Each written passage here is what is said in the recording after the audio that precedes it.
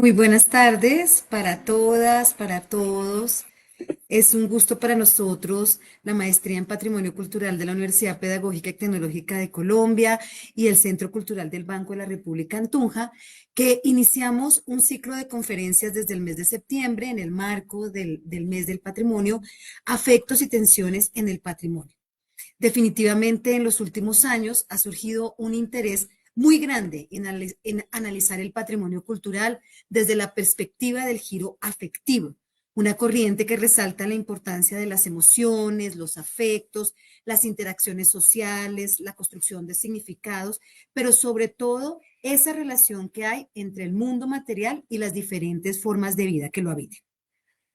Con la maestría de patrimonio hemos buscado esa posibilidad de indagar sobre esos fenómenos, esas prácticas, esos afectos emocionales, políticos y culturales para ponerlo aquí en la agenda de trabajo que hacemos de manera conjunta y poder facilitar a las personas que se conectan el día de hoy y que además vamos a estar grabando, porque la idea es que esta conferencia la tengamos en nuestras redes de manera permanente, tanto de la maestría de patrimonio como la de nosotros, del Banco de la República, para que gestores culturales, profesionales del patrimonio, educadores, en general, la gente que le interesa trabajar este tema de lo afectivo y lo patrimonial pueda conectarse a través de esta conferencia. O hemos venido trabajando durante todo el mes de septiembre a partir de diferentes preguntas, interrogantes que le hemos hecho a nuestras conferencistas, que coincidencialmente todas han sido mujeres. A propósito, con Marcia nos pusimos esa tarea y nos hicimos varias preguntas. ¿De qué manera las emociones personales influyen en nuestra percepción y valoración del patrimonio cultural? ¿Cómo puede el enfoque en las emociones y los afectos transformar la manera en que aprendemos sobre las tensiones inherentes al patrimonio cultural?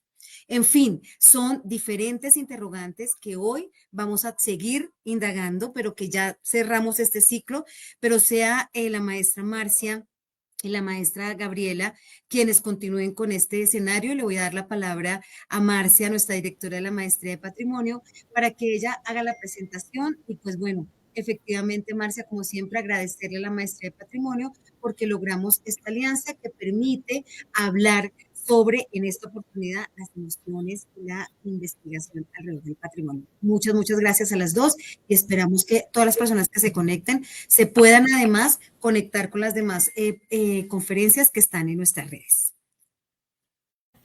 Buenas tardes, Diana, muchas gracias y buenas tardes para todos y todas las personas que se están conectando en este momento y las que verán después esta conferencia. Como dice Diana, ha sido muy gratificante haber desarrollado este espacio de conferencias, esta serie de charlas, hoy la última de ellas, pero sí a lo largo como de estos diferentes encuentros hemos estado en diferentes contextos, hemos ido a México, hemos estado aquí dialogando con investigadoras que trabajan en Colombia y pues hoy estamos yéndonos hacia Ecuador. Hoy nos acompaña María Gabriela Mena Galárraga desde Quito con una conferencia titulada Humanizar el museo desde prácticas museológico-afectivas, retos y posibilidades. María Gabriela es coordinadora del Museo del Carmen Alto en Quito. Es licenciada en Restauración y Museología y tiene una maestría en Peritaje y Mediación Cultural. María Gabriela tiene una experiencia muy vasta en museos, en gestión cultural, en el tema de la educación, en el patrimonio, un tema que aquí en la maestría también nos interesa bastante, tanto en la educación formal como no formal, desarrollado en instituciones en Ecuador, en Francia, en México, en Perú y en España. Entonces, pues con esta trayectoria tan rica y tan interesante, ya abrimos entonces el espacio desde ya a las personas que se van conectando. Por favor, váyanos comentando desde dónde nos escriben, vayan por favor escribiendo sus preguntas o sus comentarios a lo que María Gabriela nos va compartiendo y pues al final también podríamos ir retomando nuevas preguntas y nuevas reflexiones. María Gabriela, muchísimas gracias por haber aceptado esta invitación y este espacio pues de compartir reflexiones sobre estas tensiones, afectos, emociones que rodean el patrimonio cultural. Hola, muy buenas tardes con todos, con todas. Marcia, muchísimas gracias por la presentación. Igualmente, Diana, muchas gracias. Y es para mí un placer ser parte de este ciclo de charlas de efectos y tensiones en el patrimonio cultural. Y estoy muy contenta también de poder colaborar con la maestría en Patrimonio Cultural de la Universidad Pedagógica y Tecnológica de Colombia, así como con el Centro Cultural del Banco de la República. Partiendo de esta gran premisa de que América Latina estamos atravesados justamente por las mismas tensiones, los mismos afectos, las mismas cuestiones históricas que nos vuelven una región bastante unida y consolidada, y es muy bonito saber que este ciclo de conferencias ha estado circulando por diferentes países también para seguir juntando como este hacer, este saber, y contándoles que justamente la semana pasada estuvimos aquí en Quito en el encuentro regional del CECALAC, del Comité de Educación y Acción Cultural de América Latina y el Caribe del ICOM, y tuvimos unas jornadas muy extensas con gente de muchísimos países, Colombia, México, Brasil, Argentina, Paraguay, Cuba, Ecuador, por supuesto. Entonces, me parece que es muy lindo seguir tejiendo estos espacios y muy contenta de estar aquí. Muchísimas gracias a quienes están conectados hoy día en esta modalidad transmisión de Facebook, aquí en la plataforma también. Y pues que sepan que yo siempre estoy como leyendo los comentarios que nos van poniendo, y me gusta mucho que hayan esas interacciones para poder ir comentando también a partir de lo que vayamos construyendo en estos espacios virtuales, que finalmente sí son espacios en los que podemos también conectar humanamente.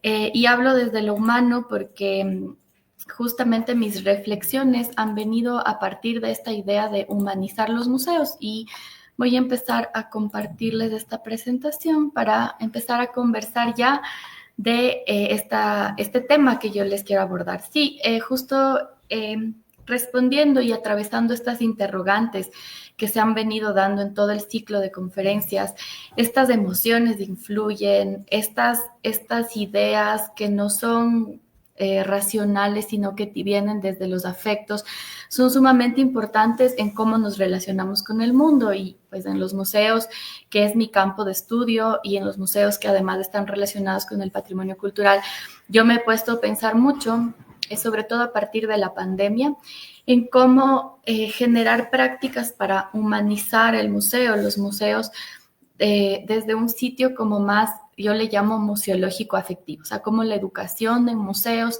puede también trabajar desde los afectos. Y en ese sentido hay muchos retos, hay muchas posibilidades también, y la invitación el día de hoy es a contarles un poco de estas reflexiones que he venido generando, también situar teóricamente cómo yo he estado intentando estructurar unas formas diferentes de comprensión y de aproximación a los museos desde toda esta vanguardia de estas corrientes que ya vienen llevándose desde hace décadas en la transformación de museos. Y en eso ir como contándoles ejemplos de casos que he visto en alguna parte, y en otros como muy puntuales que los hemos estado aplicando aquí en el Museo del Carmen Alto, donde yo estoy coordinando este espacio y trabajando con un equipo de aproximadamente 25 personas ya desde hace 2 años y medio, y donde nos hemos puesto este reto justo de tratar de humanizar un poco más las dinámicas de los museos. Entonces, siempre la pregunta que me ha llevado a mí, que yo les traigo a ustedes, y si es que alguien quiere comentar aquí en el chat, ¿para qué sirven los museos hoy? ¿Para qué tenemos estos espacios que fueron creados en un inicio por allá en el siglo XVIII, XIX, con unas lógicas muy particulares, pero hoy en día, siglo XXI, con todo lo que está ocurriendo a nuestro alrededor, ¿para qué creen ustedes que sirven los museos? Yo lanzo mucho esta pregunta en mis clases en general, yo soy profe y también en las conferencias que doy, y suelo tener muchas respuestas como para conservar el patrimonio, para enseñar, para crear identidad. Y bueno, un poco ahí me remueve, ¿no? Porque de alguna forma es como, hoy en día, ¿para qué sirven? Porque todas esas claves que me dan como conservar el patrimonio, como mostrarlas, el patrimonio universal o para crear identidad, me suenan a funciones del museo muy de siglos pasados, ¿no? Como en el siglo XIX la misión de los museos era generar una idea identitaria en naciones que recién estaban existiendo y el museo sirvió como un acto más bien de adoctrinamiento político para generar un proyecto nacional. Y muchas veces nosotros seguimos hablando desde ese lugar. Entonces, cuando pensamos en para qué sirven los museos hoy, y les he puesto esta fotografía de un museo en llamas, justamente pensando, porque hoy tenemos que pensar desde otro lugar, en si es que es posible imaginar estos museos más humanos, más necesarios, para que la respuesta a para qué sirven los museos el día de hoy, bueno, no la voy a dar yo, sino que la pueden ir construyendo ustedes mientras van escuchando y vamos comentando algunas cosas, pero para tratar de responder esa pregunta de para qué sirven los museos y pensar si es que es posible imaginar museos más humanos, ya de por sí estamos imaginándonos que estos espacios tienen que tener una lógica distinta a la de esta autoridad del conocimiento que nos enseña lo que somos y volverse más como unas instituciones que generen unas dinámicas sociales como Diana nos estaba comentando en la presentación. Entonces, imaginémonos que el día de mañana desaparecen todos los museos en el mundo. Y uno dice, bueno, ¿y qué pasaría con el mundo si desaparecen los museos? Y mi pregunta un poco es, ¿cambiarían algo todas las guerras que están existiendo ahora? Si los museos dejan de existir, ¿cambiarían algo que exista desigualdad social? ¿Cambiarían algo que existan crisis emocionales, identitarias, propias o toda la violencia que se da actualmente a nivel de redes sociales?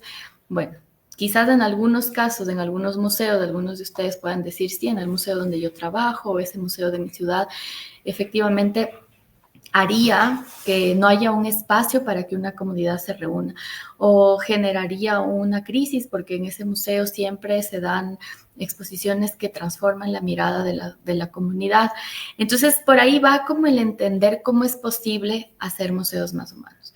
Y por eso pienso que el punto de partida mucho es mirar estos espacios de forma crítica. Es decir, yo siempre me defino como la apasionada de los museos, la amante de los museos, pero tenemos que ver que sí hay que reconocer cómo los museos también se han y nos hemos quedado en un lugar cómodo, en donde quizás por ser los salvaguardadores de este patrimonio cultural riquísimo, nos conformamos muchas veces solo con abrir la puerta, que la gente entre y luego cerrar la puerta. Y la gente admiró el patrimonio y pensamos de alguna manera que ahí está ocurriendo algo. Entonces, por eso es que cuando pensamos en hacer museos más humanos, también nos tratamos de imaginar cómo tratar de hacer estos patrimonios culturales más humanos.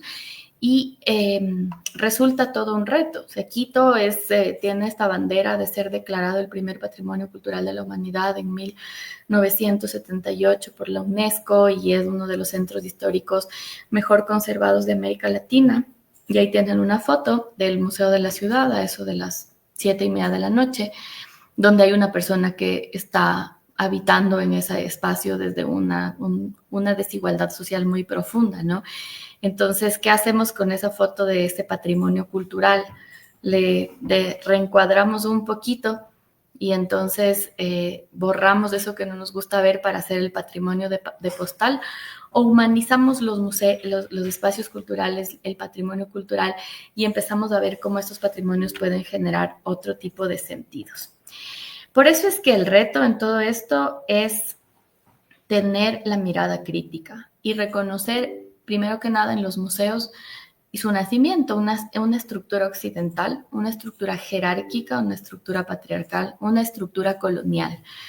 Y a partir de eso, de ese cuestionamiento, poder entender cómo ir hacia otro lugar. Lo mismo con el patrimonio cultural. La idea del patrimonio cultural es una idea occidental, es una idea declaratoria, es una idea de pertenecer a un libro donde se reúne qué es mejor que otro, qué sí merece y qué no merece, ¿no? Entonces es como cuando hablamos desde esos lugares, ¿cómo estamos hablando de el patrimonio si es que seguimos categorizando como esto es mejor y esto no? Sat Uma nos dice: los museos más humanos podrían generar experiencias más memorables y significativas, generando un impacto emocional duradero en los visitantes e influir en sus percepciones hacia determinados temas. Y efectivamente por ahí es por donde va, y también no solo generar como esa experiencia memorable, porque a veces direccionamos la experiencia memorable, sino es justamente considerar esa humanidad que tienen las personas. Entonces vamos a hablar un poquito más de eso. Y también, como Alejandra dice, puede que se conviertan en unos enganches superficiales, ¿no es cierto? Sino que lo que tenemos que hacer es transformar esa relación entre museo y comunidad. Y justamente yo les he traído algunos ejemplos con los que podamos ver cómo sí podemos hacer cosas que no sean tan superficiales, porque a veces desde justo el boom del constructivismo en la educación en museos, por ejemplo, entre los años 90, principios del 2000, al menos acá en Ecuador, esa era la época en la que se aplicó el constructivismo con mucha fuerza, y que fue una ruptura, porque decíamos, bueno, ahora la persona construye sus propios conocimientos. Sin embargo, el museo tenía una agenda muy clara de qué es lo que queríamos que construya la persona. No había realmente una intención de que se genere algo que no estamos controlando. Entonces, ahí es cuando hay ese riesgo que menciona Alejandra. Entonces, un poco lo que les decía, el de que podamos ver cómo está andando este mundo de los museos desde lo histórico, es como una forma de cuestionar, y por eso es que brevemente, para tener esta mirada crítica sobre las prácticas que arrastramos de los museos y de su existencia de siglos, les he traído como esta gran pregunta. ¿Es un museo que tiene humanidad, por ejemplo, este nacimiento del museo que es el Gabinete de Curiosidades? Un museo que colecciona con mirada colonial, que lo que hizo fue la explotación cultural y natural, y que lo que hacía era generar un prestigio social para una élite a partir de el tomarse algo y ponerlo en un valor simbólico desde ese lugar de poder. Ese no es un museo con humanidad, y me voy a algo que luego se volvió como, bueno, mucho más complejo todavía, y que parte de la idea del Gabinete de Curiosidades, y son estos museos europeos y principalmente en Francia que exhibían personas africanas como piezas de museo, como un elemento más de estudio etnográfico en espacios museales, en el Gran Palais, en la Gran Exposición Universal de París, en el siglo XIX, se exhibían a personas africanas como que fueran objetos de museo, y se crearon algunos como parques que tenían esa lógica, ¿no? Esos patrimonios expoliados por Occidente. Entonces, eso es un museo con humanidad. A veces seguimos quizás no capturando a las personas, pero nosotros mismos en nuestros países a veces capturamos un poco o exotizamos o folclorizamos ciertas cosas para mostrarlas. ¿Qué pasa con estos museos que se construyen, que les mencionaba hace un momento? Construyen esos proyectos políticos de nacionalidad de alguna forma inventada, ¿no? La creación de las naciones en Europa, estos grandes museos que ponen en valor unos símbolos que al final lo que hacen es homogeneizar y no dejar ver la diversidad. Y que suena al pasado, pero que no está lejano, porque existen en muchos casos proyectos políticos nacionalistas actualmente, y actualmente en las cosas que están pasando, los nacionalismos están siendo también otra vez una herramienta política. Entonces, ¿eso es un museo con humanidad? ¿Qué pasa con estos museos hiperelitistas que excluyen, que deciden qué es arte, qué no es arte? No hay como estos espacios que dejan entrar ciertas cosas y otras que no, y de alguna forma no solo con el arte moderno, como el ejemplo que les puse aquí, pero también a veces nos pasa. Yo trabajo en un museo que tiene arte de periodo colonial principalmente, que es muy reconocido como arte, y cuando exhibimos otras manifestaciones artísticas diversas, ya sea plásticas o sean de cualquier otro tipo, musicales, escénicas, suele haber conflictos con la gente, porque hay como esta idea de lo que sí es y lo que no es, ¿no? Entonces, esos son espacios que se salen de lo humano, y hay otras prácticas también muy riesgosas, y he puesto una cuestión súper del pasado, ¿no? Esa idea de ese gran museo del Reich que existía, ¿no? Como construir ese valor suprematista, y cómo actualmente en Estados Unidos Donald Trump está tratando de intervenir los museos smithsonianos actualmente bajo una lógica de qué tipo de discurso se construye, bajo una lógica de dejar de hablar de la desigualdad, de dejar de hablar de que existió la esclavitud, por ejemplo, porque eso lo que hace es quitarle grandeza a un país que lo que quiere hacer es mostrarse grande. Entonces, les traigo el pasado, pero como está ultra conectado con el presente y cómo esos riesgos siguen existiendo. Y bueno, también traje otro ejemplo que siempre me ha incomodado un poco, cuando los museos crean un espectáculo de la muerte, ¿no? Y hay estas exposiciones temporales que son más que nada para recaudar dinero que para generar algo humano, afectivo, algo con sentido, con contenido. Y me pasó mi experiencia de visita a este Museo de las Momias de Guanajuato, que siento que es así como la sobreespectacularización de un tema, como un poco el amarillismo más allá de generar una verdadera experiencia que puede tener otro sentido. Entonces ahí es cuando dejo este cuestionamiento de ¿eso es un museo con humanidad? ¿Qué pasa con todas estas estructuras como suprematistas, colonialistas, jerárquicas que se han asentado durante siglos? Y desde ahí es como se construye esta idea de la museología tradicional, donde hay un edificio que contiene unos objetos que son sumamente importantes, donde esta colección es aquello que vale, aquello por lo que trabajamos, aquello que es como este conocimiento ilustrado, que le da sentido a nuestra existencia porque está validado por las academias, no sé, y el público es considerado como toda esta masa de personas, nosotros, ¿no? Los que no sabemos y los que necesitamos que alguien nos diga qué es, quiénes somos, por qué existimos y que nos ilustren básicamente. Entonces esa ha sido como la lógica muy, muy tradicional de la museología. Y sí, en ese aspecto han habido cambios, pero es verdad que siguen existiendo museos que tienen toda esa perspectiva. Pero yo quería traerles esto como para luego conectar con estos cambios que se han venido dando durante los últimos 50, un poco más de 50 años, en donde ya vemos una transformación importante. Quiero leer lo que nos dice Jefferson, que dice: desde una perspectiva moderna, los museos son espacios que nos ayudan a conservar e investigar objetos de valor histórico, artístico, cultural. También para algunas personas es un espacio de entretenimiento y de por sí en la actualidad es un espacio en donde se busca conectar con las emociones, como son los museos de la memoria. Un poco ese es como un recorrido, ¿no? Al principio los museos eran para conservar e investigar objetos y nada más. Y creo que eso es algo como que se ha ido transformando también, desde dónde y además cómo investigamos o cómo consideramos esta colección. Entonces, cuando empiezan a surgir nuevas ideas sobre la museología y se dan estas transformaciones históricas que hacen que todo tenga como una vuelta, no les voy a hablar de ideas nuevas, sino que voy a empezar a hablar de los años 70 más o menos, que es cuando empieza a surgir esto. Y en los años 70, en el contexto de ICOM, del Consejo Internacional de Museos, que forma parte de la UNESCO, empiezan a escucharse voces de lo que hoy se llama el Sur Global. Entonces, en la Conferencia Mundial del año 1971, Stanislav Adotevi de Benín y Mario Vázquez de México, más o menos parafraseados porque no hay una cita textual de esto, dicen algo así como: la revolución del museo será radical o el museo desaparecerá. Y a mí me suena una frase que fue hecha el día de hoy, o sea, todavía necesitamos esa revolución del museo.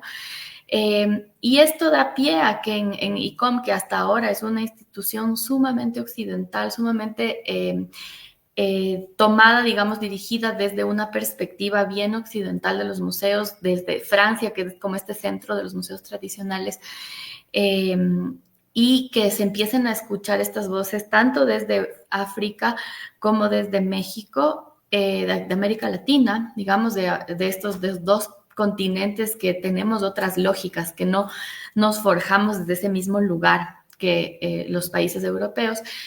Y pues con esto surge en el siguiente año esta mesa redonda de Santiago de Chile, que es este famoso suceso histórico que transforma los museos, pero que no los transforma inmediatamente. En el año 2022 se empezaron a hacer como un montón de actividades de recuento a los 50 años de la Mesa Redonda de Santiago. Justo ese año pude estar en la Conferencia Mundial del ICOM en Praga y conversábamos con los colegas de América Latina de cómo recién ahora, en estas épocas, estamos viendo y sintiendo la Mesa Redonda de Santiago aplicada.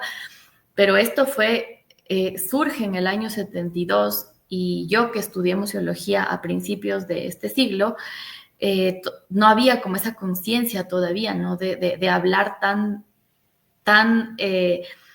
como empoderadamente de la idea de una nueva museología o de una museología social, que es lo que surge a partir de esto. Entonces, la nueva museología surge desde una lógica un poco más europea, un poco más desde Italia, desde Francia, que son como las disidencias de la museología tradicional. Y ahí cambia esa idea, ¿no? De este edificio que decíamos que recolecta objetos a un territorio habitado. La nueva museología dice el museo no es solo el edificio, es un territorio. El museo no solamente tiene una colección de objetos, sino que tiene patrimonios diversos y dentro de esos patrimonios diversos están considerando también eso que ocurre en el territorio, ese saber hacer. En ese entonces no se hablaba todavía de patrimonio inmaterial, pero más o menos se refería a eso también. Y el público deja de ser esas personas que no saben nada y pasa a convertirse en una comunidad que además es participativa del espacio cultural. Yo pude trabajar en Francia en un ecomuseo urbano creado por Georges-Henri Rivière, que es uno de los precursores de la nueva museología, y que tenía una lógica totalmente distinta, que trabajaba en la comunidad, en los suburbios de París, y trabajaba con las comunidades migrantes del sector donde está este espacio. Y también se notaba como esa diferencia entre el financiamiento que tenían los museos tradicionales y los financiamientos públicos, que en Francia son maravillosos, pero que este tipo de espacios, al menos esto ocurrió hace como en el 2010, yo trabajé ahí, 9, 10, no recuerdo, y bueno, habían unos financiamientos mucho más reducidos, personal reducido, sin embargo, habían como justo esas lógicas de trabajo que nos encontramos aquí en América Latina. Bueno, la nueva museología sigue como latente entre esta idea de Europa, pero desde América Latina se ha impulsado mucho más el concepto, de la museología social, que parte justamente de la idea de la Mesa Redonda de Santiago de Chile, y es porque América Latina sí reclama de forma distinta un museo transformado, porque además nuestras lógicas son distintas, nuestros contextos históricos, sociales y culturales son otros, entonces se trabaja desde otro lugar. Y justo estuve hace un poco más de una semana en una conferencia de una museóloga portuguesa que se llama Manuelina Duarte, quien es parte también del ICOFOM, del Consejo de Museología del ICOM. Y ella hablaba un poco de cómo interpreta este cambio de la museología, nueva museología, ¿no? Que es del territorio, los patrimonios y la comunidad. Y ella dice en la museología social actual, en la que estamos aplicando en América Latina, porque ella hablaba mucho de acá, el territorio ya no es, el museo ya no ve ni un edificio ni un territorio, sino ve una lucha por la tierra, por el espacio, por el territorio, por el entorno, ¿no? Ya no ve ni esas colecciones clásicas de la museología tradicional, ni los patrimonios diversos de la nueva museología, sino que encuentran estos patrimonios culturales que les vamos a llamar ahora en esta conferencia, unos instrumentos de lucha. Y ya no ve una comunidad, sino que ve militancia y reivindicación social en esos públicos que se llamaban en lo tradicional. Me gustó mucho esto que lo escuché recientemente y lo quise traer también a este espacio, porque la museología social ya plantea un museo donde la realidad social es muy relevante. Entonces, ¿para qué sirven los museos? Ahí va como respondiéndose, no necesariamente para coleccionar e investigar, o sea, eso tenemos que hacer, es una de las tareas, pero no es la razón de existir, porque la razón de existir tiene que estar mucho más ligada, al menos a mi criterio, tiene que estar mucho más ligada a una acción social propia del museo y que el patrimonio cultural sea un vehículo para eso. Entonces, esto hace que el museo ya no sea quien le da el valor a esas colecciones, a estos objetos, sino que sea la comunidad quien debiera darle el valor, ¿no? Ya trasciende totalmente el espacio físico y empieza a generar lo que justamente decía Alejandra, como que haya una lógica mucho más, una relación más horizontal entre el museo y las comunidades, donde no solamente sea como la comunidad me sirve para la foto, para decir sí, invité a la comunidad, les hice una visita de un día, les dije cómo se sienten y se fueron, pero yo sigo diciendo como museo de forma muy autoritaria lo que quiero decir, ¿no es cierto? Entonces, el museo que es un museo que practica la museología social, es un museo pertinente para la sociedad actual frente a las problemáticas del entorno. Entonces, aquí en Ecuador estamos en medio de todas estas resistencias de un pueblo indígena en resistencia frente al gobierno, y los museos, ¿qué estamos haciendo alrededor de eso? O sea, a veces es como que sí, no tengo un hacer tan específico, pero ayer que teníamos aquí en el museo un evento de conservación del patrimonio cultural, en las palabras que yo pude dar, dije, sí, ¿para qué estamos conservando este patrimonio? Y pensemos para qué vamos a hacer esta formación en manejo de reservas de bienes culturales y patrimoniales, conectando con ese contexto de lo que está pasando en nuestro país. Entonces, esos patrimonios se van a conservar para tener luego un sentido mayor. Entonces, por ahí es por donde empiezan a tejerse otras cosas, y aquí está pues un colega muy admirado, brasilero, Mario Chagas, que tiene esta frase icónica que dice: la museología que no sirve para la vida no sirve para nada. Entonces, ahí está como esa lógica de humanizar el museo, que no significa preguntarle a la gente cómo te sientes frente a esta obra cada vez que entra. Ya le pregunté de sus emociones. No, es cómo esto está sirviendo para la vida. Entonces, este es un camino que, como les digo, ha venido dándose en un montón de transformaciones, de experimentaciones, pruebas, de errores, museos que han aplicado más. Brasil, por ejemplo, en nuestra región es de los países que más tiene aplicada la museología social, y mi percepción, por ejemplo, con los museos colombianos ha sido que desde el trabajo de la construcción de ciudadanía hay una propuesta sumamente interesante en que los museos no estén solamente de adorno, porque en las experiencias que yo he tenido de algunos museos que he conocido en Colombia, he visto cómo hay un trabajo bastante más articulado con este tema de la construcción de ciudadanía o la verdadera reflexión crítica sobre la memoria. Entonces, por ahí es por donde ya vemos reflejadas todas estas cosas. Sin embargo, muchos museos siguen siendo tradicionales. ¿Y por qué creen ustedes que esto pasa? ¿Por qué, pese a todo este montón de cambios y este tiempo transcurrido, es que todavía los museos no quieren dejar ese lugar?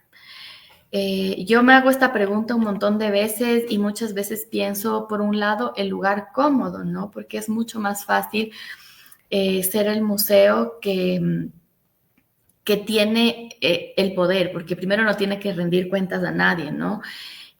Porque cuestionarse es entrar en crisis, porque permitir que haya muchas opiniones también implica que pueda haber conflictos. Entonces, un poco también es no soltar el poder, porque por ahí nos viene bien.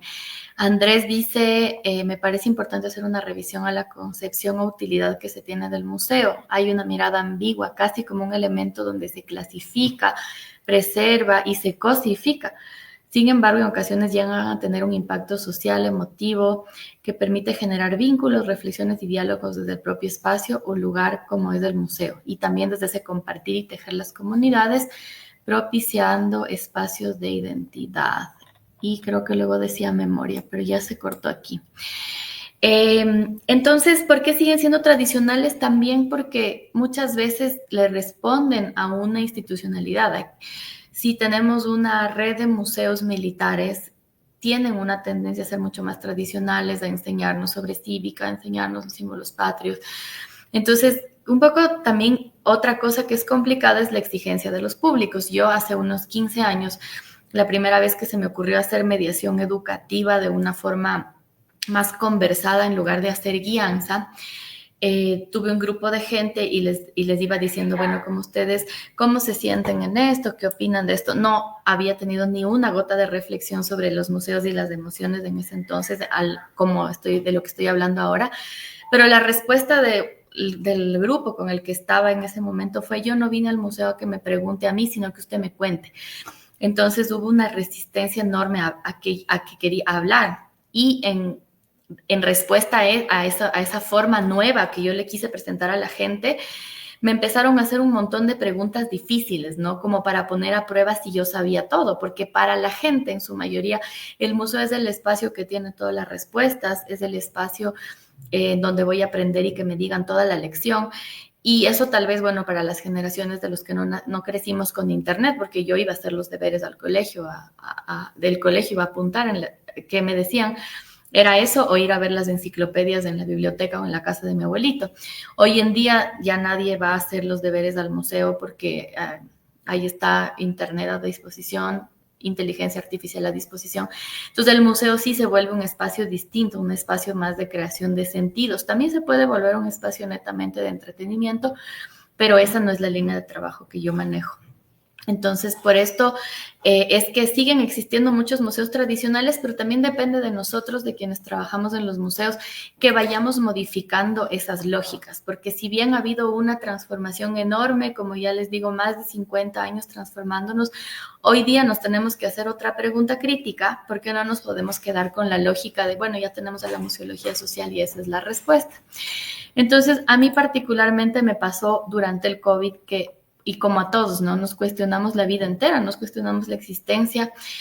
Y me acuerdo que en ese entonces pensaba mucho, ¿no? Yo, ¿para qué sirven los museos en todo esto? O sea, ahí la gente se está muriendo, tal vez yo me muera ya mismo, y mi trabajo, ¿qué trascendencia tiene en todo esto? Decía yo, ¿no? Como hay gente salvando vidas y yo aquí queriendo hacer museos, ¿para qué? Esos espacios están ahí cerrados y no sirven para nada. Mi trabajo ni siquiera sirve para hacer un trueque con alguien más, ¿no? El que hacía pan hacía trueque con el que tejía un saco y la gente sobrevivía sin dinero y yo decía, de lo que yo hago y de lo que yo vivo no sirve. Bueno, yo entré en una verdadera crisis y creo que eso fue lo que también me hizo pensar un montón en cómo los museos necesitan transformarse y yo decía, bueno, en alguna conferencia en pandemia me preguntaban cómo crees que les ha afectado a los museos este encierro. Y yo les decía, más bien creo que después de reflexionar tanto y de entrar tanto en crisis, me di cuenta que el COVID fue el que ocasionó que los museos por primera vez se vean obligados a salir de su encierro. Todos los museos tradicionales que vivían abriendo la puerta a las 9 de la mañana y cerrando la puerta a las 5 de la tarde, esperando que la gente entre y salga, ya no tenían esa facilidad, ya no tenían ese poder, ya no tenían ese control, ya no eran esas autoridades del saber y esos espacios simbólicos a los que la gente tiene que ir porque si no quiere ir, le juzgamos socialmente inclusive, ¿no? Entonces los museos empezaron a decir, bueno, ¿y ahora qué hacemos? ¿Cómo llegamos a la casa de la gente? ¿Cómo nos volvemos importantes e interesantes en este momento? ¿Cómo contenemos todas las emociones que están ocurriendo?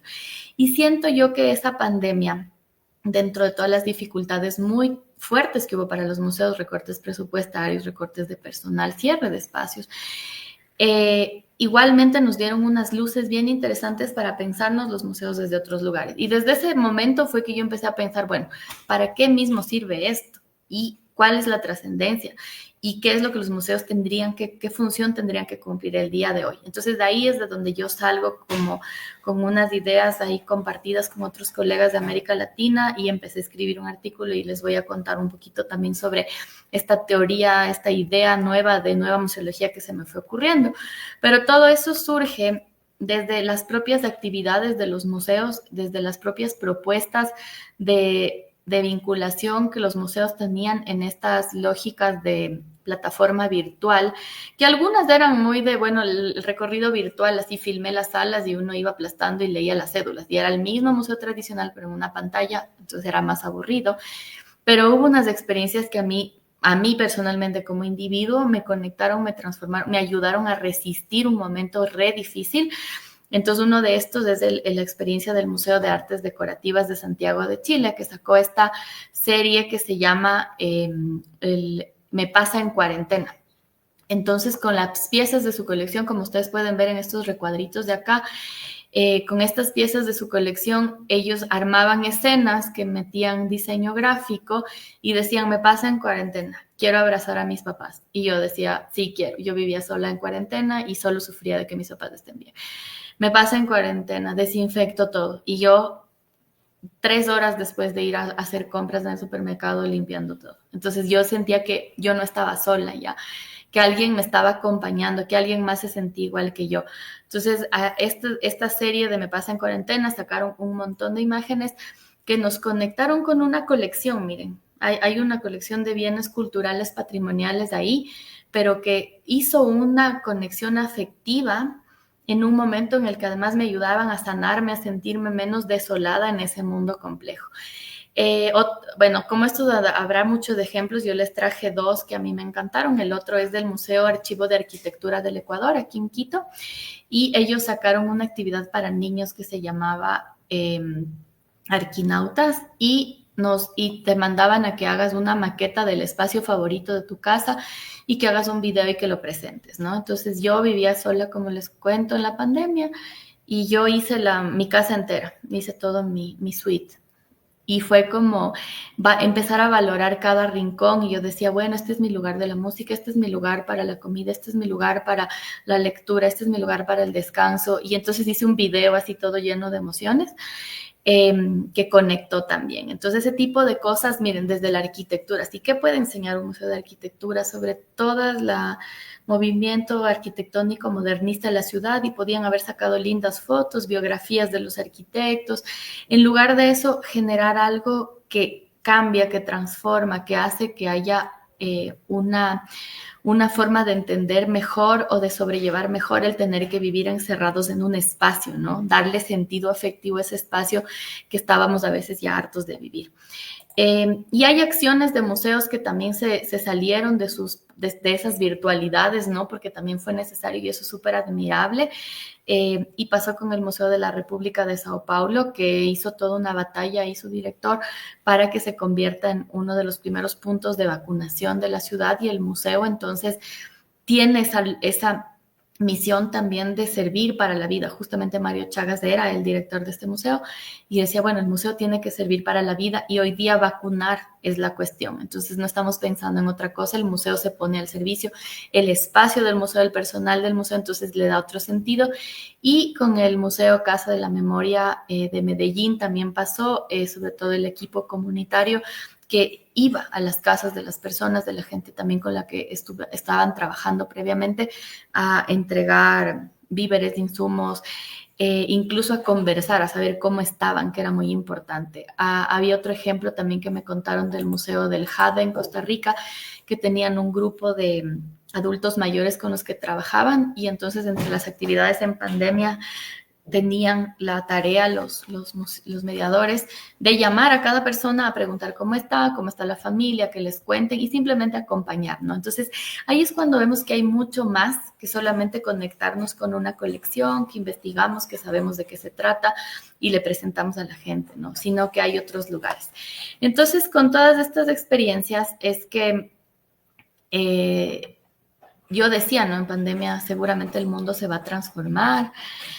Y al final del día, cuando me pregunto ahora, ¿no? Después de varios años ya qué les dejó la crisis a los museos, es como que a veces uno dice, parece que nada, o sea, parece que volvimos a lo mismo, o no, o qué estamos haciendo para generar otras lógicas. Entonces, obviamente ya este momento histórico de la pandemia se acabó, pero les quería hablar de esto porque fue esto lo que a mí me hizo pensar y repensar en los museos.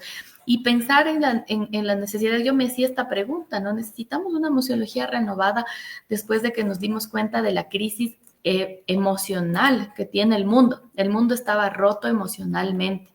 No sanitariamente de sí, todas las muertes, la enfermedad, el virus, todas esas cosas, pero sí había una cuestión que trascendía eso y que tenía que ver con estar rotos emocionalmente. Y eso nos sigue pasando hoy en día, nos sigue pasando porque antes de entrar a la pandemia, América Latina entró en crisis, en luchas sociales y hubo también mucha ruptura del tejido social y siguen habiendo después de la pandemia todas estas mismas problemáticas que como les cuento acá, las estamos viviendo. Entonces, yo siempre me pregunto, entonces, ¿cuál es el sentido humano de estos espacios con el que tenemos que trabajar? Ya entendimos la museología social y eso es muy humano y desde ese lugar de la museología social, ahora, ¿qué más vamos a hacer? Entonces, fue ahí que empecé a pensar en esta idea de que deberíamos quizás crear esta que yo le llamo una museología del alma. Y pues me puse a conversar un montón de eso durante pandemia y en algunas charlas lo presenté y por ahí me dediqué un año entero a escribir un artículo sobre esto. Igual les puedo compartir los vínculos de...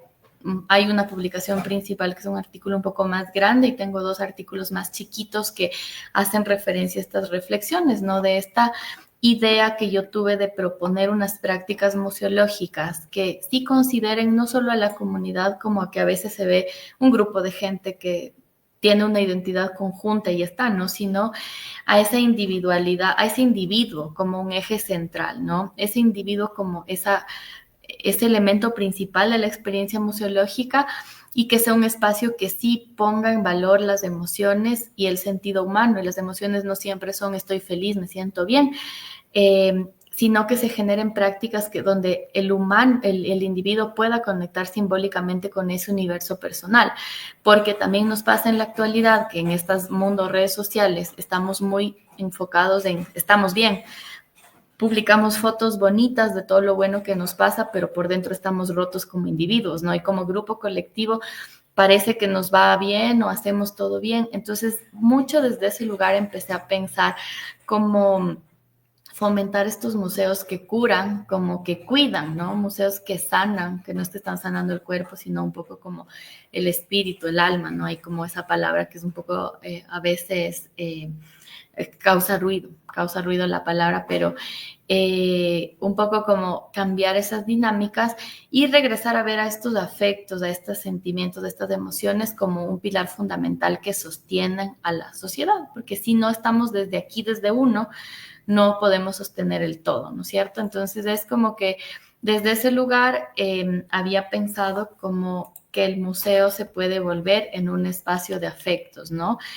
En un espacio que apela a la sensibilidad, que interpela el entorno desde el sentir individual y que se va hacia lo colectivo, que genera unas experiencias más desde el sentir, sentipensar, que no solo es del pensar, ¿no? Sino de ese pensamiento que surge del sentir, que valora los afectos, que valora las emociones y que promueve también la idea de una contención y quizás si es posible una sanación, pero al menos una contención emocional.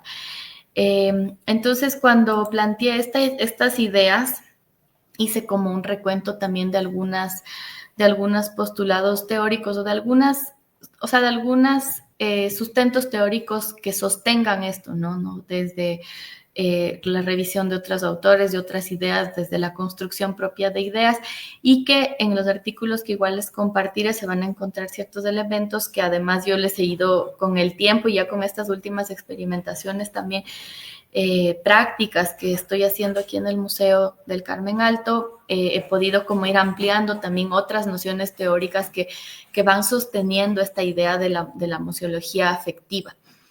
Entonces les quiero contar como algunas ideas de esto a partir de lo teórico que se irá entretejiendo con lo práctico, ¿no? Entonces hay teorías iniciales que había planteado como el giro afectivo, que Diana nos estaba hablando al inicio, una noción de la individualidad humanizada, que es como una cuestión que yo sistematicé un poco, ideas que existían de otros autores, sobre todo anglosajones del museo emocional o el museo sensorial, y actualmente, ya después de algún tiempo con la práctica, he incorporado teorías como la de colonialidad o el giro comunitario en museos también.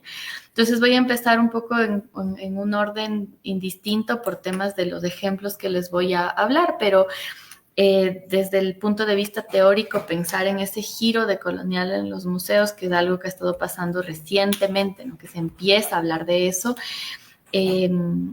es cómo los museos cuestionamos de forma crítica el que se convirtieron en lo que se llamaron estos dispositivos de captura, que les mencioné al inicio, ¿no? Y cómo es necesario reconocer esas violencias vigentes, reconocer la necesidad de transformación de estructuras, reconocer omisiones y borramientos como un ejercicio intencionado de deshumanización de los museos, porque la colonialidad es por excelencia un ejercicio de deshumanización. Entonces, el hacer un cuestionamiento crítico de la colonialidad sobre la que se asienta cada museo desde su propia lógica. Un museo de ciencia se puede asentar en una lógica muy colonialista desde cuál es su discurso de la ciencia, así como este museo en el que estoy yo, que es un museo que está en un edificio de época colonial del siglo XVII y tiene una colección principalmente de obras del XVII, del XVIII, también del XIX y del XX. Pero ese cuestionamiento crítico nos va a permitir mirar el patrimonio desde una perspectiva humanizada. Entonces, en primer lugar, este cuestionamiento crítico de la colonialidad nos va a permitir cuestionar el poder que tiene el museo y tratar de ir desde otro lugar, de trabajar desde otro lugar sobre quién tiene el poder en el museo, ¿no? Entonces, aquí brevemente les muestro un ejemplo de un proyecto que implementamos aquí en este museo desde hace 2 años y medio, 2 años quizás, que se llama Hackeando el Museo, donde las salas de exposición permanente son transformadas por el equipo del museo en todas las áreas de trabajo, o sea, educativo, investigación, limpieza, caja, operaciones, administrativo, la reserva, la coordinación, asistente, o sea, toda la gente del museo se reúne de forma horizontal a intervenir un espacio, a darle un nuevo sentido en un ejercicio como de una co-curaduría colectiva que cuestiona el poder de un discurso creado por alguien que teóricamente tenía sí en un momento determinado el poder de decidir qué se dice y qué no se dice. Ese ejercicio de transformación ha hecho que la gente se conecte mucho más con los espacios. Desde ese cuestionamiento del poder, la gente a veces está más animada a criticar las propias salas, que eso es algo que no pasa mucho en los museos, porque entiende que los contenidos son más flexibles. Y cuestionar la colonialidad con una perspectiva más humanizada también desde el ejercicio de mirar el patrimonio de otra forma, resulta bien interesante, y esta fue una exposición que hicimos el año pasado aquí en el museo, que hablaba sobre silencios y resistencias en la historia colonial a través de documentos de archivo que dan cuenta de situaciones de esclavitud y servidumbre en el contexto de conventos en los siglos XVII y XVIII. Y encontramos que en este espacio, en este edificio del siglo XVII, por un testamento, las monjas en el siglo XVIII reciben en herencia a una familia afrodescendiente esclavizada para que dispongan de ellos como sus bienes. Entonces, hoy en día, cuando hablamos de Úrsula, de Gaspar, de Isidro y Ventura y de Josefa, sabemos que son seres humanos que la historia les borró y que se decidió durante muchos siglos no hablar de ellos, que también son personas que habitaron un lugar que hoy es un museo y en el que se ha hablado un montón sobre las monjas carmelitas y su historia y sus nombres, y que se había omitido hablar de estas personas. Eso, por ejemplo, genera unas conexiones también afectivas complicadas, porque hablan del reconocimiento de la violencia estructural, del racismo estructural, y esos tejidos complicados generan un conflicto que también es necesario y es importante, porque humanizar los museos y incorporar los afectos no significa que toda la gente va a salir feliz, sonriente y felicitando, sino que va a significar un reto también de poner en tensión. Y por eso me encanta que este ciclo de conferencias habla de las tensiones también, ¿no? El patrimonio también genera estas ciertas tensiones. Cuando hicimos la visita a estas exposiciones con niños y adolescentes afrodescendientes de una fundación cultural que trabaja muy fuerte como el reconocimiento de las violencias y los racismos con personas afrodescendientes, ellos pudieron escribir en los vidrios del museo, o sea, como en un gesto muy de pertenecer, de tomarse el espacio, sus reflexiones posteriores al ver la exposición y al dialogar alrededor de esto. Entonces, ahí es cuando sí nos encontramos, ya no con ese gesto más utilitario como quizás me mencionaba Alejandra, ¿no? Sin transformar de fondo la relación entre museo y comunidad, sino como el museo efectivamente se está transformándose, se está cuestionando, se está interpelando, está reconociendo inclusive la propia violencia que ha ejercido históricamente y suscita la posibilidad de transformaciones y de cambios, pero desde ese lugar también del reconocimiento propio y de la escucha muy fuerte de quienes tienen el poder y la voz realmente en temáticas en las que son los protagonistas, digamos. Entonces, por eso he incorporado la decolonialidad en cuanto a estas ideas de la humanización de los museos. Y bueno, sí surge mucho toda esta idea del giro afectivo en los museos, que es esta corriente que se da a finales de los años 90, que igualmente no es nada nuevo, que se aplica en las ciencias sociales. De hecho, en los años 90 no se aplicaba en los museos todavía, pero era el giro afectivo en las ciencias sociales que hablaba de la necesidad de la emocionalización de la vida académica, porque la lógica es, bueno, si metemos las emociones en lo académico, perdemos la racionalidad, ¿no? Y esta transformación en los años 90, o esta corriente, lo que dice es, sí, las emociones también pueden entrar en la vida académica. Y cuando hablamos de esta incorporación de los afectos y las emociones en el museo, cuando consideramos como a estos visitantes, a estos individuos y sus necesidades afectivas, sí podemos situar como en un lugar más incómodo a la práctica museológica tradicional, porque ya no podemos ejercer estas lógicas lineales del poder, ¿no? El giro afectivo en los museos nos obliga a dejar de lado ese lugar súper positivista, racionalista, en donde este es lo que se investigó de la colección, este es el discurso que voy a decir, esta es la verdad, sino que da cabida a lo humanamente afectivo como una fórmula en la que podemos tener respeto, cuidado y libertad por las diferentes formas de conectarnos con nuestros patrimonios. Entonces ahí es cuando funciona muy bien hablar de una lógica más del patrimonio crítico y afectivo, que nos da las posibilidades a que quien decide qué se dice en los museos ya no provenga solamente desde las supuestas voces autorizadas, sino que ya nos permita, por ejemplo, hacer relecturas críticas de los patrimonios culturales desde los afectos y desde otros lugares, que a veces también nos van a juzgar, o sea, a nosotros de aquí en el museo ya nos han juzgado por eso, porque hay muchas formas de aproximarse a los bienes culturales y no siempre son las mismas fórmulas. Entonces, en este caso, y por eso les puse el ejemplo en esta forma, después de que hicimos estas exposiciones, la exposición que les acabo de contar el año pasado, este año decidimos hacer unas intervenciones en las salas permanentes como un legado de lo que quedó de las exposiciones temporales, porque dijimos, bueno, ya hicimos unas reflexiones sobre esta deshumanización que ha existido en este espacio a partir de los silencios y los borramientos. Entonces, cómo ahora estos mismos patrimonios que nosotros estamos custodiando, les damos una relectura crítica para que no se quede como un discurso que estuvo y se acabó y que estaba separado además del resto. Entonces hicimos unas 3 intervenciones que nos permitieron hablar desde otro lugar, y una de esas es, o sea, justo con una pieza colonial del siglo XVIII que antes estaba enmarcando aquí la figura de una escultura del Niño Jesús.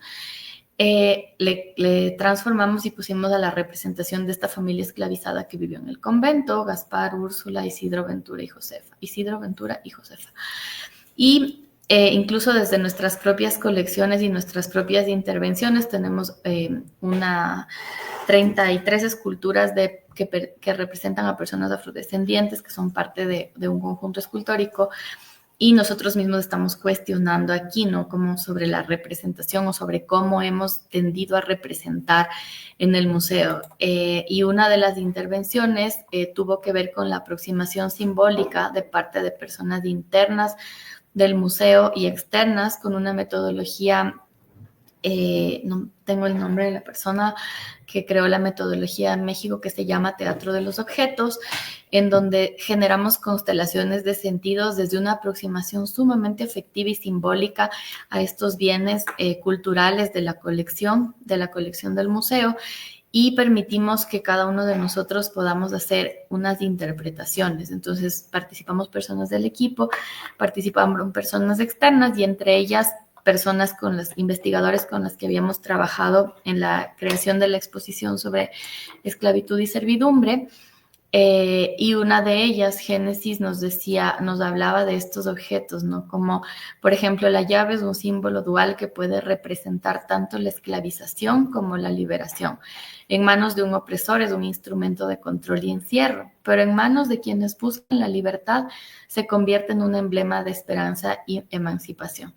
Su presencia en la muestra permanente del museo nos invita a reflexionar sobre cómo un mismo objeto puede ser utilizado para oprimir o para liberar, dependiendo de quién lo sostenga. Entonces, no es una investigación académica que se hizo sobre las llaves que existen en la colección del museo, sino que fue una exploración afectiva y simbólica a través de un ejercicio metodológico un poco más entre que escénico y literario, y eso nos permitió a nosotros tener hoy en día exhibido en el museo estos objetos con estas frases y estas reflexiones que se hicieron desde estos lugares más humanos, no académicos. Entonces ahí es cuando esta noción del patrimonio crítico y el patrimonio afectivo sí nos sostiene en la práctica. Otra de estas como ideas que fui construyendo desde la teoría fue la idea de la individualidad humanizada, y pensando un poco en lo que les decía antes, como la deshumanización nos ha llevado al individualismo, y el individualismo es peligroso porque solo pienso en mí, pero y eso además lo que nos lleva es un poco a la, no, en lugar de a la comunidad, es a la colectivización, que es una homogenización, o sea, somos parte de un todo, pero de un todo que no está realmente tejido desde lo que se siente. Son como estas redes sociales, que es un espacio colectivo que destruye la individualidad auténtica, porque ahí tenemos que ser tendencia, tenemos que pertenecer. O sea, las redes sociales han magnificado lo que siempre ha estado pasando. Entonces, la idea de no pensar desde el individualismo, sino desde esta individualidad humanizada, lo que planteo con eso es que esto resalta el valor desde el ser humano, desde sus propias esencias, ideas, conflictos, saberes, sentires, lo que nos lleva de una forma consciente y crítica a ser parte de una colectividad desde el reconocimiento de la individualidad, o inclusive a que se tejan esas posibles colectividades.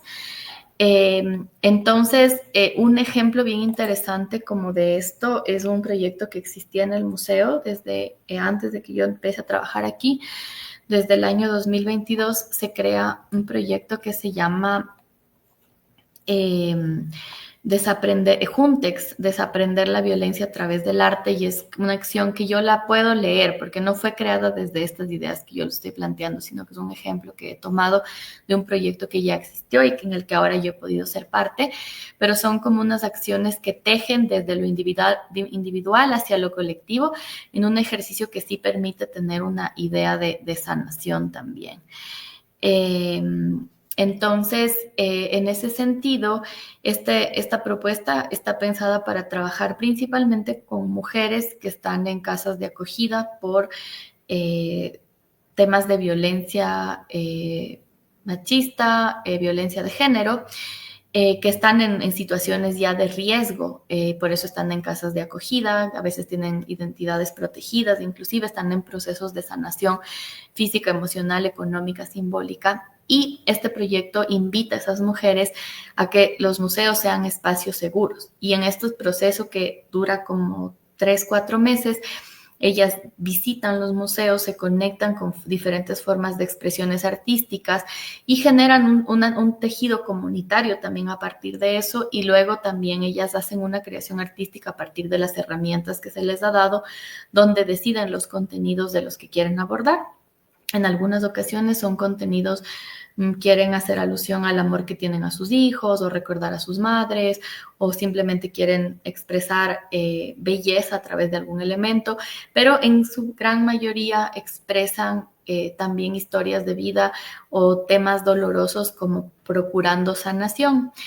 Y en estos procesos sí vemos como desde estas emociones y desde estos afectos y de estos propios conflictos individuales, se empiezan a suscitar posibilidades de sanaciones colectivas. Entonces, también ha habido mucha polémica con este tipo de expresiones, por un lado, por el tipo de expresiones plásticas que no son según mucha gente, igual de valiosas que un cuadro o una escultura del siglo XVIII, o también por los contenidos complicados, que es violencia machista, ¿no? Entonces, esta obra que está aquí la hizo una adolescente madre, una adolescente rescatada de trata, que es madre, y que escribe aquí las palabras que ella le dicen, como dejándolas fuera de ella, porque eso es lo que su cuerpo había recibido y ahora ya no quiere recibir más de eso.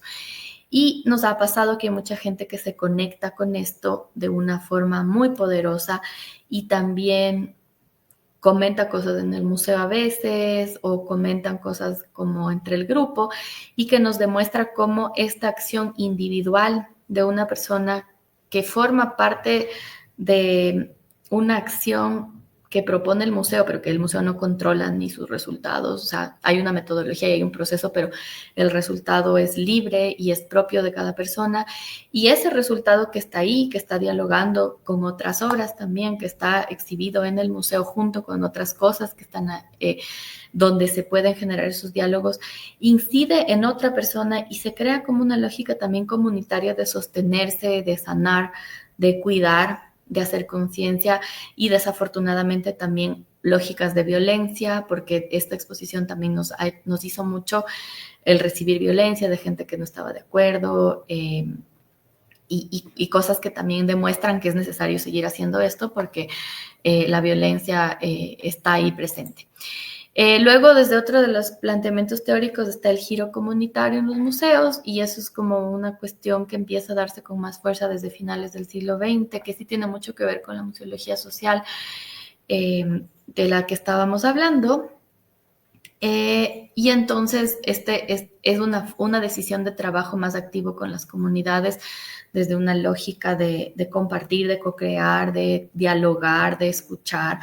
Donde sí haya como un reconocimiento de los diferentes saberes, intereses, opiniones, que se den nuevas narrativas o nuevas representaciones y que el museo se convierta de verdad en un espacio social, no que se convierta como en este espacio asistencialista que suele ocurrir, ¿no? Sí, recibimos niños, recibimos gente desfavorecida, que es como una cosa de casi se entiende como estoy haciéndole un favor ya porque soy una institución que tiene un poder simbólico, está en una mejor condición y le hago un favor al otro, sino que de hecho cuando trabajamos desde esta lógica del giro comunitario sí es como los museos son parte de este entramado social y cómo hacer los museos más relevantes, más accesibles, más democráticos, no es una decisión solo de vamos a pensar quienes trabajamos en el museo solitos, sino cómo sí existen unas relaciones simbólicas mucho más fuertes. Entonces, acá nosotros hemos implementado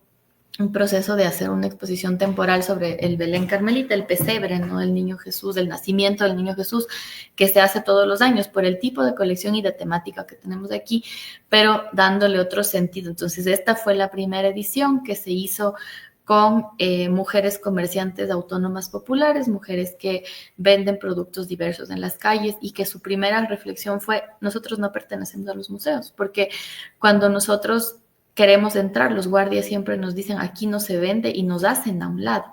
Entonces, claro, como museos, ¿cómo podemos construir con personas que nosotros mismos estamos tomando la decisión de que no pertenecen y les estamos haciendo sentir eso? Entonces, desde un trabajo como justo de reconocimiento de cómo no hemos estado teniendo una apertura real y un trabajo real hacia lo comunitario, creamos una exposición donde estas mujeres tuvieron la oportunidad de hacer la curaduría de la exposición, entrar a la reserva, conocer las piezas, elegir las piezas que les parecían más interesantes, reinterpretar esas piezas, crear otras y luego exhibir esa combinación, ese universo con las temáticas que habían propuesto, que era la importancia del trabajo digno, la importancia del cuidado en el espacio público, el derecho al trabajo, el cuidado hacia la familia a partir del trabajo, la violencia que reciben.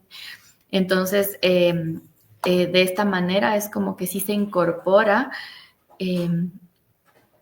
lo que las personas están sintiendo desde estas colecciones patrimoniales, desde estos mismos objetos, la mayoría de estas piezas del siglo XVIII que están articuladas a una historia del costumbrismo de la ciudad de Quito y por eso sé que se conectaron tanto, ¿no? Con la gente desde el leerlas, pero en presente, en contemporáneo. Entonces, ahí pues entre como estas ideas teóricas y muchos ejemplos, definitivamente siento cada vez con más certeza. En pandemia todavía me daba vueltas, me cuestionaba, escribía el artículo y decía cómo, pero entre algunas prácticas que he podido hacer aquí principalmente y en otros espacios y proyectos que estuve haciendo desde el año 2020, he podido como cada vez darme más cuenta que tiene mucho sentido el hablar de una idea más humanizada de museo, de esta que le puse de nombre Museología del Alma, pero que en definitiva son estas prácticas museológico-afectivas. Tiene muchos retos, no es nada fácil ya ponerse a aplicar, pero tiene muchísimas posibilidades y efectivamente sí podemos aplicar una museología que cura. Este ejemplo que les dije de Juntex, hackeando el museo ayudó a que haya mejores relaciones en el equipo de trabajo. Aquí hay una exposición que tuvimos que se llama No Soy Santa, que cuestionaba los roles de género creados a partir de la imagen de la Virgen María, y en esa exposición un montón de mujeres terminaban al final expresando toda la carga que habían sentido, por ejemplo, por la obligación de la maternidad o de la pureza, y que son cosas que cargamos, ¿no? Pero de las que muchas veces no queremos hablar. Y asimismo, cómo esto nos permite tener un patrimonio más humano, un patrimonio humanizado, porque no son solo objetos. Y justo de todos estos ejercicios que hemos hecho aquí en el museo, la restauradora del museo me comentaba una vez y me decía, es que claro, para mí ahora ver una de estas esculturas de representación de personas afrodescendientes, antes hubiese sido ver la técnica, no tallado en madera, policromado, pan de oro, con técnica del estofado, del esgrafiado, ojo de vidrio. Dice, pero ahora yo leo en estas técnicas, bueno, por qué se hizo un encarne o no, por qué se utilizaron esos elementos según la representación, a quién se estaba representando en un contexto del siglo XVIII, cuando se consideraba que las personas afrodescendientes no eran humanos, eran personas esclavizadas. Bueno, entonces la misma restauración de los bienes culturales, imagínense en cómo se empieza a cuestionar desde otro lugar. Entonces el patrimonio también puede volverse más humano cuando leemos las ausencias.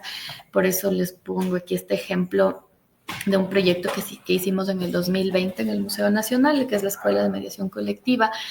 En un caso, personas migrantes de un colectivo de personas migrantes venezolanas hizo una obra que se llamaba El peso de migrar, frente a un cuadro súper importante del museo que se llama Patria, del Museo Nacional, como haciendo notar cómo las ausencias de las cosas que no se hablan, de las personas de las que no se habla en un relato nacional, o esta performance que hizo una mujer sorda feminista del colectivo Mujeres Sordas Feministas, que también mencionaba cómo en la colección del Museo Nacional no existe una representación de personas con discapacidad, ni siquiera la posibilidad de hablar de una historia o una incidencia dentro de una lógica de construcción de nación, y mucho menos tampoco las herramientas para accesibilidad de personas con discapacidad. Entonces, también señalar esas ausencias en los patrimonios es una forma de construir un patrimonio más humano, lo cual sí nos tiene que poner a pensar mucho hacia dónde conducimos nosotros nuestras prácticas profesionales desde este lugar de los museos y el patrimonio cultural, donde les recomiendo mucho procurar tener estructuras de trabajo menos jerárquicas, que sean más horizontales, con todo el reto que eso representa, hacer un cuestionamiento crítico permanente, sostener procesos y sostenernos también en el proceso, porque es duro, porque, no sé, equipos de mediación educativa han tenido que pasar difíciles momentos por hacer cosas en los museos que no son las tradicionales, y también eso necesita sostenernos humanamente, arriesgarnos al cambio, aunque no toda la gente lo entienda, aunque recibamos críticas, seguir haciendo esa experimentación, esa disrupción permanentemente, buscar otros caminos, no pensar esto ya nos funcionó, aquí nos quedamos, ¿no? Y mucho como abrazar esa incomodidad y aceptar esa incomodidad. Y cuando hay incomodidad también es porque sabemos que es necesario seguir por ese camino, porque es porque algo nos está faltando, porque algo no nos está saliendo bien. Así que respondiendo a la pregunta de que si es posible hacer museos más humanos, más humanizados, patrimonio cultural más humano, más humanizado. Pienso que sí, sí es posible y no es fácil, pero sí es un reto que les invito a que todos y todas podamos tener en mente. Así que con eso quiero cerrar y pues invitarles también a que si quieren comentar algo, si quieren dejar algunas ideas, pues estoy aquí para leerles. Y les voy a poner en el chat de quienes están administrando esto los vínculos y los nombres de los 3 artículos que les había mencionado, por si les interesa poder revisarlos para que los podamos compartir. Así que muchísimas gracias por la escucha y si es que hay tiempo, pues conversemos también un poquito.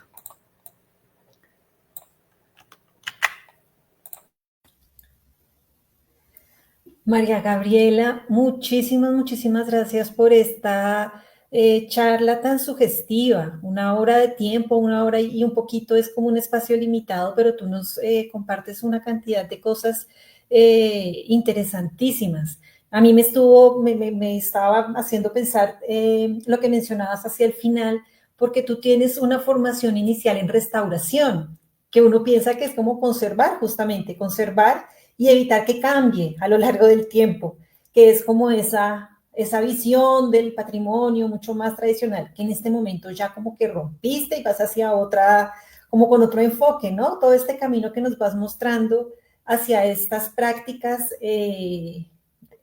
humanizadas, hacia unos museos más desde el alma, pues que me encantó eso. Y con la pregunta que abres de para qué sirven, pues al comienzo no sé, las personas de pronto que están aquí, uno como que empieza a buscar como estas respuestas y a medida que uno te escucha, pues para mí se van abriendo más posibilidades porque siento que de alguna manera es no solo para qué me sirven a mí como persona que estoy en algún momento paseando por un espacio, sino también para qué nos sirven como sociedad desde diferentes ángulos.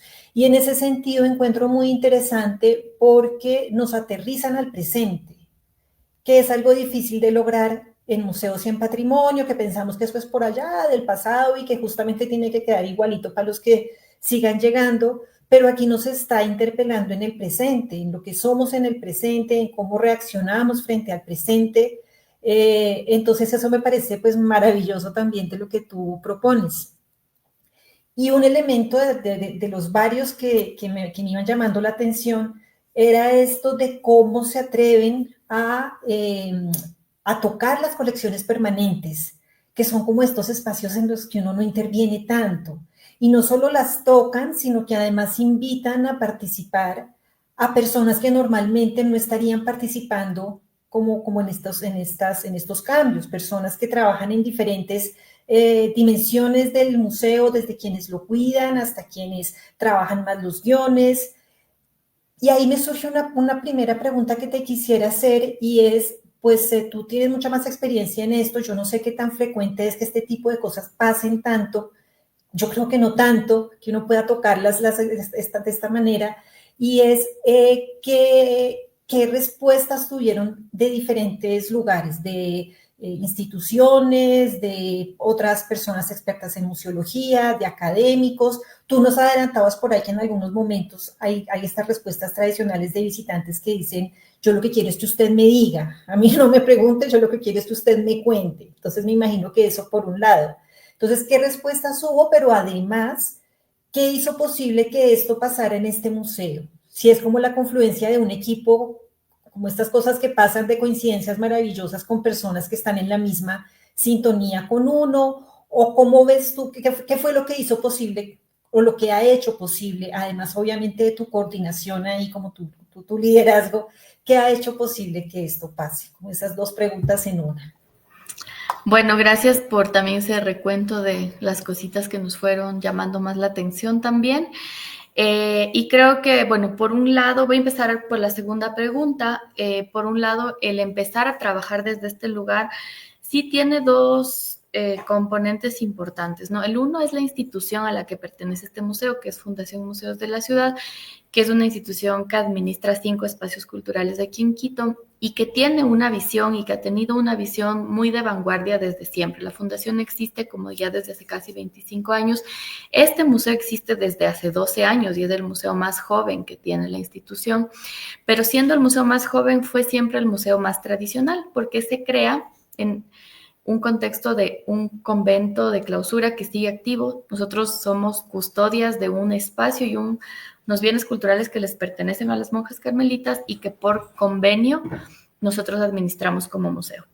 Entonces tiene un componente complicado porque también hay un espacio que responde a unas lógicas de religión católica vigentes, pero como museo de financiamiento 100% público, la Fundación Museos, y yo lo entiendo como un espacio público que tiene que ser laico. Entonces hay como esas tensiones y siempre hay tensiones y ha sido muy retador en ese sentido. El poder hacer estas cosas responde a tener esta institución de respaldo. Y cuando yo llegué a trabajar aquí en el museo en enero del 2023, lo primero que hice fue un diagnóstico con el equipo. Y entre las cosas que la gente decía, yo les decía que le está faltando a este museo, así como en modo metodología juego, ¿no? Si pudieras darle un regalo de algo que el museo no tuviera y le esté faltando, ¿qué sería, no? Y empezaron a salir cosas como pensamiento crítico, o qué le quitarías, y decían como autoritarismo o imposición, o qué le falta es como un colectivo, como que le quitarías el catecismo, le quitaría el silencio. Entonces, yo noté en el equipo como esa necesidad de empezar a hacer desde otro lugar y vi una oportunidad también en poder aplicar como estas metodologías, en crear metodologías también, porque no existían. Y también había el proyecto Juntex, por ejemplo, que ya existía y que había que potenciar. Había un área de mediación comunitaria que tenía acción limitada, pero que con esa área empezamos a trabajar con más fuerza. Y se hizo posible hacer todo esto, que no ha sido fácil, porque también ha implicado muchísimas negociaciones con la comunidad religiosa y tratar de llegar también a muchísimos acuerdos. Entonces, esto se conecta con la segunda pregunta, que tiene que ver con cuáles han sido las respuestas ante las intervenciones, y hemos tenido todo tipo de respuestas. El proyecto Juntex nos hizo tener respuestas bien complicadas de personas mucho más tradicionales en cuanto no solo al museo, sino a la idea del patrimonio religioso. Tuvimos que pasar por situaciones bastante complicadas de gente viniendo, también gente muy como de patrimonio, de gente académica del patrimonio muy tradicional, que ha criticado el hecho de que tengamos estas obras de arte contemporáneo creadas por mujeres que no tienen formación artística y que las pongamos junto con una pintura del siglo XVIII, como nos dijeron ignorantes una vez, porque parece que nosotros no sabemos cuál es el verdadero valor del patrimonio y nos atrevemos a hacer este tipo de atrocidades. Más o menos estoy parafraseando el mensaje que apareció en redes sociales o en un grupo de WhatsApp, no me acuerdo. Hemos tenido cosas así de complicadas y seguimos teniendo un montón de reacciones. También tenemos reacciones increíbles. En el Hackeando tenemos una sala que antes era una línea de recuento de obras de arte que contaban la vida de la Virgen María, y que el equipo que intervino eso crea un nuevo concepto que se llama María Mujer Migrante. Entonces tenemos gente muy católica que viene y dice, qué hermoso cómo me conecto con la Virgen María desde una perspectiva más humana, porque ustedes están mostrando cómo la Virgen ha tenido que pasar los mismos problemas que yo también migré. Bueno, la migración es una historia que nos atraviesa aquí en Ecuador, a todos y cada uno de los habitantes. Todos tenemos historia de migración. Entonces es como que conecta desde justamente un lugar humano y contemporáneo, ¿no? Y así mismo hemos tenido gente que dice, ¿cómo se atreven a decir que la Virgen María está al mismo nivel que una persona como yo?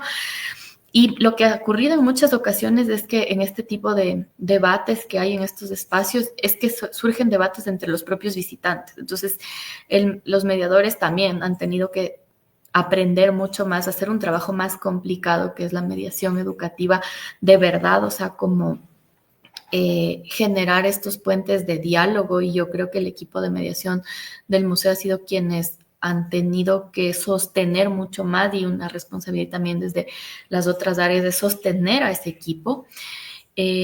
pero también se da que ya empiezan a debatir entre los propios visitantes, los que están a favor, los que están en contra, y ahí ya van haciendo sus propias conclusiones y pasan cosas bien interesantes, que justo es la lógica que deberían tener los museos, y ahí es cuando sí decimos, sí, ¿para qué sirven los museos? Y nos sirven como sociedad, porque si nos sirven como un espacio donde podemos generar un debate de diferentes posturas de una forma respetuosa, estamos creciendo como sociedad, porque ahora ya nunca queremos oír una opinión distinta a la que yo tengo, sino que solo mis verdades, ¿no?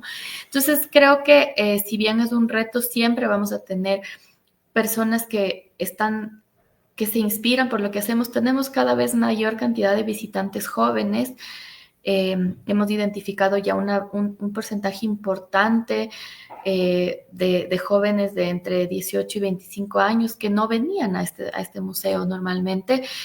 Entonces sabemos que eso también es importante porque estamos ampliando las posibilidades del lenguaje, estamos ampliando las posibilidades dialógico-narrativas también. Y sabemos que no es fácil, y sabemos que vamos a seguir teniendo detractores, y sabemos que vamos a seguir teniendo críticas, pero también sabemos que vamos a seguir teniendo buenos resultados. Entonces, por eso le seguimos apostando a esto. Sí, claro. Me encanta el folleto que tienes detrás en la cartelera que dice al museo le hace falta calle, ¿cierto? Como que también resume muy bien o ilustra muy bien varias de las cosas que tú nos mostraste. Y planteando, yéndonos un poco para otro escenario que no es tanto en el que tú estás, pero quisiera saber tu opinión sobre estas situaciones que ocurren justamente en museos mucho más como intocables, tradicionales, en Europa, por ejemplo, de personas inmigrantes, por ejemplo, que se sienten excluidos, que se sienten estigmatizados y atentan, por decirlo de alguna manera, o se expresan mejor contra alguna de las obras que están ahí, que es algo pues también recurrente que ha pasado. La Mona Lisa, por ejemplo, ahora tiene como su vidrio protector para que no reciba para que no pasen este tipo de cosas. De alguna manera yo siento que los museos todos hoy en día quieran ser un poco más abiertos a estas transformaciones o quieran mantener este carácter un poco más tradicional, no están exentos de que nos expresemos y de que expresemos una rabia, de que expresemos una indignación, es decir, como de hablarnos de lo que nos pase como sociedad de diferentes maneras, de buenas formas, de malas cosas, pero como que eso no resuena tanto, como que eso queda un poquito más en estos casos aislados, en algún titular y ya. ¿Tú cómo lo ves? ¿Cómo en qué lugar lo pones?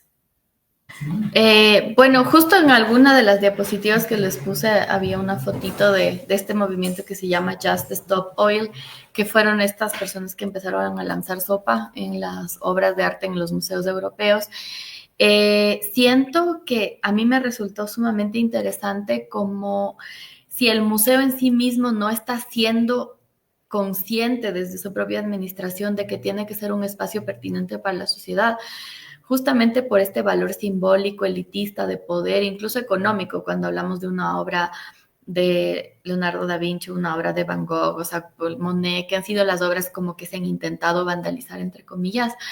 Es como que la misma gente encuentra en ese lugar, en ese discurso elitista, ¿no? En ese discurso tradicional que no se quiere movilizar, encuentra el lugar para decir, hey, sociedad, necesitamos una transformación. Entonces, es muy loco, claro, el corazón de una, como tú decías, yo estudié también restauración y conservación, dices como, bueno, es que una obra invaluable, la técnica, el tiempo, no sé qué, pero luego dices como esa acción sobre la obra también le da un montón de valor, y esos han sido los debates tan grandes que han existido acá en América Latina con la intervención de arte público en las luchas sociales feministas y en las luchas sociales populares, donde es una forma de llamar la atención hacia la vida, hacia el valor de la vida. Entonces, ok, te rayo tu escultura pública que es importante y es valiosa, pero te la rayo porque mi vida es importante, porque mi dignidad humana es importante, y te quiero hacer dar cuenta que algo está pasando. Entonces, creo que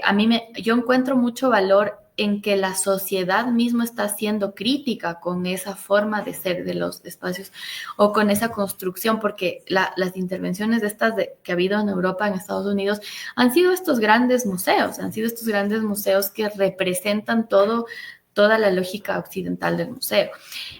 Nosotros acá en el Carmen Alto hicimos un cineforo de un documental que habla sobre un joven que fue desaparecido, detenido y presuntamente asesinado por la policía, un joven de origen indígena, y que eso muestra un racismo estructural que nos lleva a quitar una vida.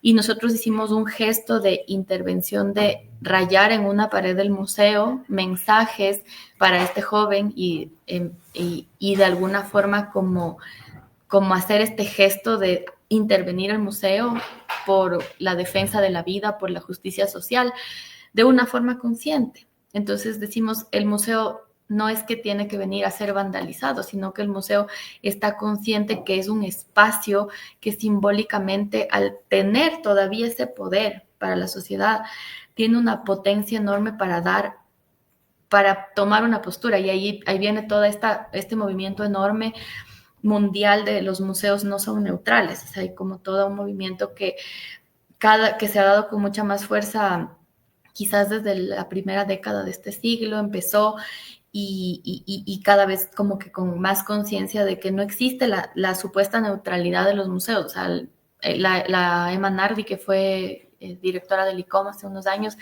ella decía, los museos que se dicen neutrales claramente están tomando una postura frente a aquello, lo que dicen que no quieren tomar. O sea, están tomando la postura del lugar cómodo y nunca va a haber una neutralidad. Entonces, ¿cuál es la postura que tomamos? Y eso sí es algo que tenemos que hacer consciente y decirlo y enunciarlo a la entrada del museo y escribirlo en el texto introductorio e incorporarlo en el discurso de la mediación, porque ahí es cuando sí somos pertinentes para que funcione, para que sean parte de esta sociedad, para que los museos tengan una pertinencia, una resonancia, para que conecten con lo contemporáneo.